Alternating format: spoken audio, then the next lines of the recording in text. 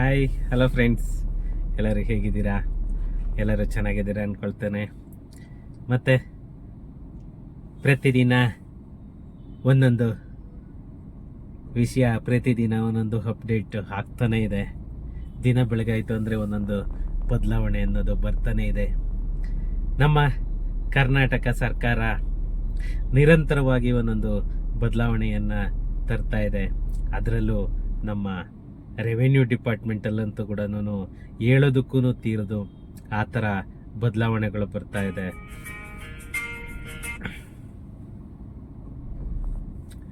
ಒಂದೊಂದು ಬೆಳವಣಿಗೆ ಕೂಡ ನಮ್ಮ ರೆವೆನ್ಯೂ ಡಿಪಾರ್ಟ್ಮೆಂಟಲ್ಲಿ ಆಗ್ತಾ ಇದೆ. ಯಾಕಂತ ಅಂದರೆ ಯಾವಾಗ ಏನು ಚೇಂಜಸ್ ಬರುತ್ತೆ, ಏನಾಗುತ್ತೆ ಅಂತ ಹೇಳಿಬಿಟ್ಟು ಒಂದು ಕೂಡ ಗೊತ್ತಾಗ್ತಾ ಇಲ್ಲ. ಆ ಥರ ನಡೀತಾ ಇದೆ ನಮ್ಮ ಕರ್ನಾಟಕ ಸರ್ಕಾರದ ರೆವೆನ್ಯೂ ಇಲಾಖೆಯಲ್ಲಿ. ಯಾಕಂದರೆ ನಮ್ಮ ಕಂದಾಯ ಇಲಾಖೆ ಏನಿದೆ, ದಿನ ಬೆಳಗಾಯಿತು ಅಂದರೆ ಒಂದೊಂದು ಬದಲಾವಣೆಯನ್ನು ತಗೊಂಡು ಬರೋದಕ್ಕೇನೆ ಟ್ರೈ ಮಾಡ್ತಾ ಇದ್ದಾರೆ. ಅದೇ ಇದರಲ್ಲಿ ಇವತ್ತು ಕೂಡ ಒಂದು ತುಂಬಾ ಮುಖ್ಯವಾದ ವಿಷಯ ಇದೆ. ಏನಂತ ಅಂದರೆ, ಸುಮಾರು ಜನ ಈ ಕ್ವಶನನ್ನು ಕೇಳ್ತಾನೆ ಇದ್ರಿ. ಅದಕ್ಕೆ ತಕ್ಕಾಗಿ ಇವಾಗ ಗವರ್ನಮೆಂಟಿಂದ ಕೂಡ ನಿಮಗೆ ಒಂದು ಶುಭ ಸುದ್ದಿಯನ್ನು ಕೊಡುವ ಮುನ್ಸೂಚನೆ ಇದೆ ಅಂತಲೇ ಹೇಳಬೇಕು. ಫ್ರೆಂಡ್ಸ್, ಈ ವಿಡಿಯೋದಲ್ಲಿ ಅದೇನು ಅಪ್ಡೇಟ್ ಅಂತಂದೇಳಿ ನಾವು ಸಂಪೂರ್ಣವಾಗಿ ತಿಳ್ಕೊಳ್ಳೋಣ. ಅದಕ್ಕೂ ಮುಂಚೆ ಇನ್ನೂ ನನ್ನ ಚಾನಲನ್ನು ಯಾರೆಲ್ಲ ಸಬ್ಸ್ಕ್ರೈಬ್ ಮಾಡ್ಕೊಂಡಿಲ್ಲ, ಪ್ಲೀಸ್ ಸಬ್ಸ್ಕ್ರೈಬ್ ಮಾಡ್ಕೊಳ್ಳಿ. ಹಾಗೇನೇನೆ ನನ್ನ ವಿಡಿಯೋಸ್ ಆಗಲಿ, ನನ್ನ ಚಾನಲ್ ಆಗಲಿ ಶೇರ್ ಮಾಡೋ ಮುಖಾಂತರ ನನಗೆ ಸಪೋರ್ಟ್ ಮಾಡಿ ಅಂತ ಹೇಳ್ತಾ, ಟೈಮ್ ವೇಸ್ಟ್ ಮಾಡೋದು ಬೇಡ, ನಾವು ವಿಡಿಯೋಗೆ ಎಂಟರ್ ಆಗೋಣ. ಫ್ರೆಂಡ್ಸ್, ಒಂದು ನನ್ನ ಪರ್ಸನಲ್ ಎಕ್ಸ್ಪೀರಿಯನ್ಸ್ ಅಂತ ಅಂದರೆ, ಇಷ್ಟು ಬದಲಾವಣೆ ಆಗಿದ್ದು ನನ್ನ 21 ವರ್ಷದ ಅನುಭವದಲ್ಲಿ ನಾನು ಯಾವತ್ತೂ ನೋಡಿಲ್ಲ. ಅಷ್ಟು ಬದಲಾವಣೆಯನ್ನ ನಮ್ಮ ರೆವೆನ್ಯೂ ಇಲಾಖೆಯಲ್ಲಿ, ಕಂದಾಯ ಇಲಾಖೆಯಲ್ಲಿ ತಗೊಂಡು ಬರ್ತಾ ಇದ್ದಾರೆ. ಇವತ್ತಿನ ಒಂದು ಈ ಸಂಚಿಕೆಯಲ್ಲಿ ನಾವು ಒಂದು ತುಂಬಾನೇ ಮುಖ್ಯವಾದ ಒಂದು ಪ್ರೋಗ್ರೆಸ್ ಬಗ್ಗೆನೇ ತಿಳ್ಕೊಳ್ಳೋಣ. ಏನಂದ್ರೆ, ನಮ್ಮ BBMP ಲಿಮಿಟ್ನಲ್ಲಿ ಯಾರಿಗೆಲ್ಲನೂ ಬಿ ಖಾತಾ ಅನ್ನೋದು ಇತ್ತು, ಆ ಬಿ ಖಾತಾಗೆಲ್ಲನೂ ಸಾಧ್ಯವಾದರೆ ಎ ಖಾತಾನೇ ಕೊಡಬೇಕು ಅಂತ ಹೇಳ್ಬಿಟ್ಟು ಸರ್ಕಾರ ಪ್ರಸ್ತಾವನೆಯನ್ನ ಮಂಡಿಸೋದಕ್ಕೆ ಎಲ್ಲ ತರಹದ ತಯಾರಿಯನ್ನ ನೆಡ್ಕೊಳ್ತಾ ಇದೆ. ಯಾಕಂದ್ರೆ ಎಷ್ಟೋ ಜನ ಕೇಳ್ತಾ ಇದ್ರಿ, ಸರ್ ಇದಷ್ಟೇನಾ, ನಮ್ಗೆ ಇನ್ನ ಬಿ ಖಾತಾಯಿಂದ ಏನ್ ಸರ್ ಪ್ರಯೋಜನ ಇಲ್ಲ, ಇನ್ನ ಮುಗೀತಾ ಸರ್ ನಮ್ದು ಅಂತ ಕೇಳ್ತಾ ಇದ್ರಿ. ಅದಕ್ಕೆ ನಿಜವಾಗೂ ಒಂದು ಖುಷಿ ಪಡೋ ವಿಷಯ ಇದು ಅಂತಲೇನೆ ನಾನು ಹೇಳ್ತೀನಿ. ಈ ನಮ್ಮ ಬೆಂಗಳೂರು BBMP ಲಿಮಿಟ್ ಅಲ್ಲಿ ಮಾಡ್ತಾರ, ಅಥವಾ ಟೋಟಲ್ GBA ಏನ್ ಬರುತ್ತೆ, ಗ್ರೇಟರ್ ಬ್ಯಾಂಗ್ಳೂರ್ ಅಥಾರಿಟಿ ಏನ್ ಬರುತ್ತೆ, ಅಷ್ಟಕ್ಕೂ ಈ ತರ ಮಾಡ್ತಾರ, ಅದು ಕಾದು ನೋಡ್ಬೇಕು. ಬಟ್ ಇವಾಗ ಬಂದಿರೋ ಮಾಹಿತಿ ಪ್ರಕಾರ ನಮ್ಮ ಬೆಂಗಳೂರಿನಲ್ಲಿ ಆಲ್ಮೋಸ್ಟ್ BBMP ಬಿ ಖಾತಾವನ್ನ ನಿಲ್ಲಿಸುವ ಸಾಧ್ಯತೆ ಕಾಣ್ತಾ ಇದೆ. ಯಾಕಂತಂದ್ರೆ ಈ ಯೋಜನಾ ಅನುಮೋದನೆ ಇಲ್ಲದೆ, ಅಂತಂದ್ರೆ ಪ್ಲಾನ್ ಅಪ್ರೂವಲ್ ಇಲ್ಲದೆ ಯಾವ್ಯಾವ ಸೈಟ್ಗಳಿಗೆ ಬಿ ಖಾತಾವನ್ನ ಕೊಡ್ತಾ ಇದ್ರು ಅಂತಹ ಸೈಟ್ಗಳಿಗಾಗ್ಬೋದು ಅಥವಾ ಮನೆಗಳಿಗಾಗ್ಬೋದು ಬಿ ಖಾತಾವನ್ನ ನಿಲ್ಲಿಸಿ, ಅದಕ್ಕೆ ಏನು ಚಾರ್ಜಸ್ ಬೀಳುತ್ತೆ, ಮೀನ್ಸ್ ಅಭಿವೃದ್ಧಿ ಶುಲ್ಕ, ಬೆಟರ್ಮೆಂಟ್ ಚಾರ್ಜಸ್ ಅಂತ ಏನ್ ಹೇಳ್ತೀವಿ, ಅದನ್ನ ತಗೊಂಡು ನಾವು ಎ ಖಾತಾನೇನೆ ಯಾಕೆ ಕೊಡಬಾರ್ದು ಅಂತ ಹೇಳ್ಬಿಟ್ಟು ಎಲ್ಲ ತರಹದ ವಾದ ವಿವಾದ, ಪ್ರತಿಯೊಂದು ಡಿಸ್ಕಷನ್ ಕೂಡ ಇವಾಗ ನಡೀತಾ ಇದೆ. ಇದರ ಬಗ್ಗೆನೇನೆ ಮೊನ್ನೆ ನಮ್ಮ ನಗರಾಭಿವೃದ್ಧಿ ಇಲಾಖೆಯ ಹೆಚ್ಚುವರಿ ಮುಖ್ಯ ಕಾರ್ಯದರ್ಶಿಗಳಾದಂತಹ ನಮ್ಮ ತುಷಾರ್ ಗಿರಿನಾಥ್ ಅವರು ಕೂಡ ಇದ್ರ ಬಗ್ಗೆ ಮಾತಾಡಿ ಒಂದು ಮುನ್ಸೂಚನೆಯನ್ನು ಕೂಡ ಕೊಟ್ರು. ಯಾಕಂತಂದ್ರೆ ಇದರಿಂದ ಎಷ್ಟೋ ಜನಗಳಿಗೆ ತುಂಬಾನೇ ಅನುಕೂಲ ಆಗಲಿದೆ. ಯಾಕಂದ್ರೆ ಈ ಬಿ ಖಾತಾಯಿಂದ ಸುಮಾರು ಪ್ರಾಪರ್ಟಿಗಳಿಗೆ ಲೋನು ಸಿಗೋದು ಕಷ್ಟ. ಸುಮಾರು ಪ್ರಾಪರ್ಟಿಗಳಿಗೆ ಬ್ಯಾಂಕ್ಗಳು ಎಲ್ಲಾನು ಓನ್ಲಿ ಪ್ರೈವೇಟ್ ಫೈನಾನ್ಸ್ ಅವ್ರು ಮಾತ್ರನೇ ಕೊಡೋದು, ನ್ಯಾಷನಲೈಸ್ ಬ್ಯಾಂಕ್ ಅವರೆಲ್ಲಾನು ಲೋನ್ ಅನ್ನ ಕೊಡಲ್ಲ. ಇದು ಎಲ್ಲಾನು ಇನ್ನು ಅನೇಕ ರೀತಿಯ ಅನಾನುಕೂಲಗಳು ಇದೆ. ಅದೆಲ್ಲನೂ ತಪ್ಪಿಸ್ಬೇಕು ಅಂತ ಹೇಳ್ಬಿಟ್ಟೇನೇನೆ ನಮ್ಮ ಕರ್ನಾಟಕ ಸರ್ಕಾರ ಎಲ್ಲ ರೀತಿಯಾದಂತಹ ಒಂದು ಪ್ರೋಗ್ರೆಸ್ ಅನ್ನ ರೆಡಿ ಮಾಡ್ಕೊಳ್ತಾ ಇದೆ. ಯಾಕಂತಂದ್ರೆ ಒಂದು ನಮ್ಮ ಬೆಂಗಳೂರಿನ BBMP ಲಿಮಿಟ್ ಅಲ್ಲಿ ಈ ಬಿ ಖಾತಾಗಳೇನಿದೆ ಪ್ರತಿಯೊಂದು ಖಾತಾನೂ ಅದು ಎ ಖಾತಾ ಆಗಿ ಕನ್ವರ್ಟ್ ಆಗಬೇಕು ಅನ್ನೋದೇನೆ ನಮ್ಮ ಕರ್ನಾಟಕ ಸರ್ಕಾರದ ಗುರಿ.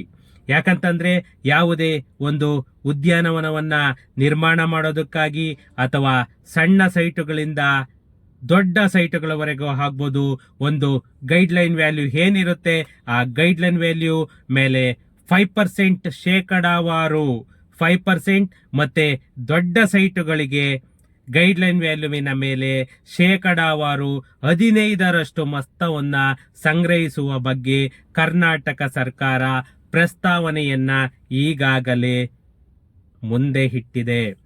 ಬಿ ಖಾತಾ ನೀಡುವುದನ್ನ ನಿಲ್ಲಿಸಿ ಕಟ್ಟಡ ಯೋಜನೆ ಅನುಮೋದನೆಗಳನ್ನ ಪಡೆಯುವ ಪ್ರಕ್ರಿಯೆಯನ್ನು ಸರಳಗೊಳಿಸುವ ಪ್ರಸ್ತಾವನೆಯನ್ನ ಪರಿಗಣಿಸುವ ನಿಟ್ಟಿನಲ್ಲಿ ಕೆಲಸ ಮಾಡಲು ನಮ್ಮ ಕರ್ನಾಟಕ ಸರ್ಕಾರ ಏನು ಈ ಪ್ರಸ್ತಾವನೆಯನ್ನ ಇಟ್ಟಿದೆ ಅದೆಲ್ಲವನ್ನ ಇಮ್ಮಿಡಿಯೇಟ್ ನಾವೆಲ್ಲ ಪ್ರೋಗ್ರೆಸ್ ಅನ್ನ ಮಾಡ್ತಾ ಇದ್ದೀವಿ ಅಂತ ಹೇಳ್ಬಿಟ್ಟು ಮಾನ್ಯ ಆಯುಕ್ತರು ತುಷಾರ್ ಗಿರಿನಾಥ್ ಅವರು ಕೂಡ ಇದನ್ನೇ ಹೇಳ್ತಾ ಇದ್ದಾರೆ. ಯಾಕಂತಂದ್ರೆ ಪ್ರತಿ ವರ್ಷ ಸರಿಸುಮಾರು 10,000 ಕಟ್ಟಡ ಯೋಜನೆಗಳ ಮಂಜೂರಾತಿ ಅರ್ಜಿಗಳು ಸಲ್ಲಿಕೆಯಾಗುತ್ತಂತೆ ನಮ್ಮ BBMP ಲಿಮಿಟ್ ಅಲ್ಲಿ.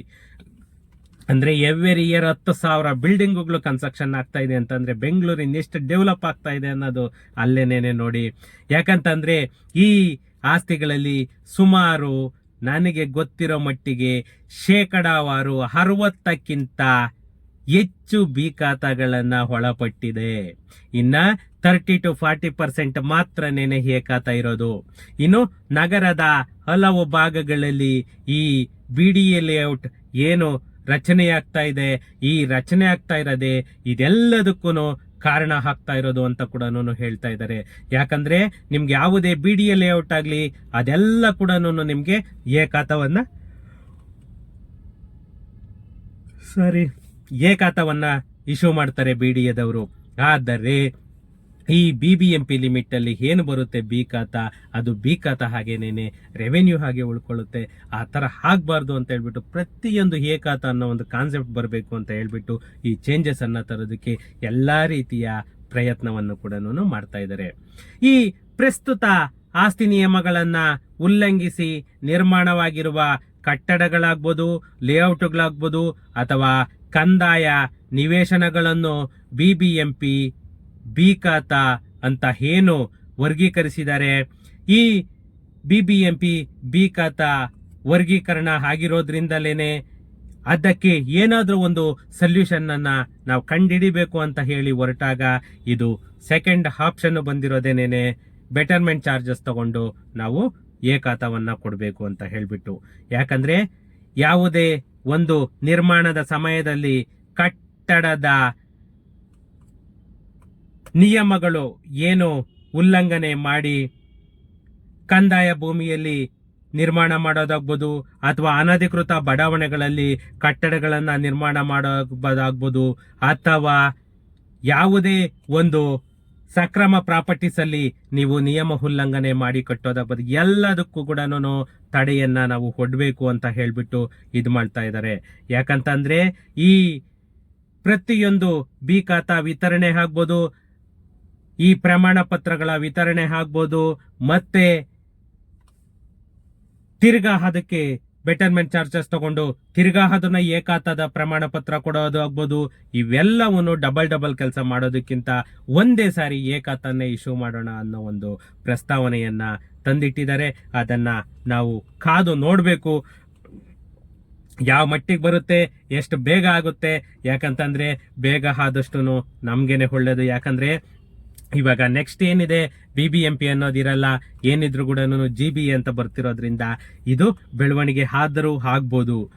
ಈ ಆಸ್ತಿಯನ್ನ ನಿರ್ದಿಷ್ಟ ನಿಯಮಗಳ ಅನುಸಾರ ದಂಡ ಪಾವತಿಸಿ ಎ ಖಾತೆಗೆ ಪರಿವರ್ತಿಸಲು ಎಲ್ಲ ರೀತಿಯ ಅವಕಾಶಗಳನ್ನ ಬಿ ಖಾತಾ ಪ್ರಾಪರ್ಟಿ ಮಾಲೀಕರಿಗೆ ಕೊಡಬೇಕು ಅಂತ ಹೇಳ್ಬಿಟ್ಟು ಕರ್ನಾಟಕ ಸರ್ಕಾರ ಹೇಳ್ತಾ ಇರೋದು. ಯಾಕಂದ್ರೆ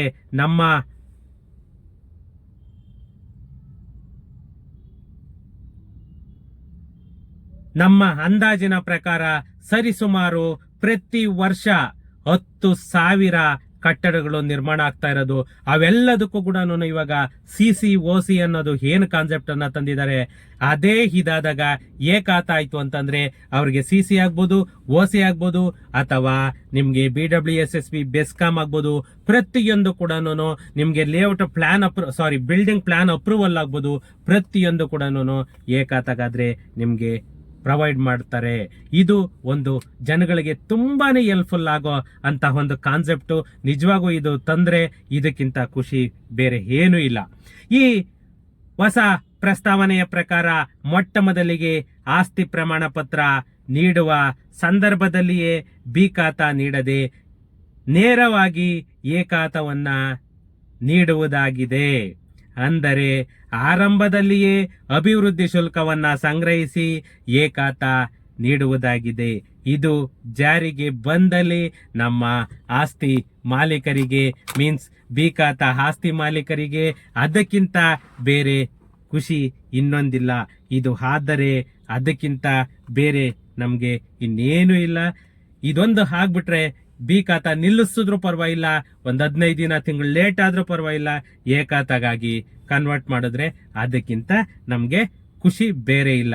ಇಷ್ಟು ಮಾಡಿದ್ರೆ ನಮ್ಮ ಸರ್ಕಾರಕ್ಕೆ ಒಂದು ಸಲಾಂ ಅಂತ ಹೇಳ್ತಾ, ಈ ವಿಷಯದಲ್ಲಾಗ್ಬೋದು ಅಥವಾ ಬೇರೆ ಏನೇ ಇದ್ರು ಕೂಡ ನನಗೆ ಕಮೆಂಟ್ ಮಾಡಿ. ಏನೇ ಇದ್ರು ಕೂಡ ನಾನು ಅದಕ್ಕೆ ಒಂದು ಸಜೆಷನ್ ಅನ್ನ ಮಾಡ್ತೀನಿ.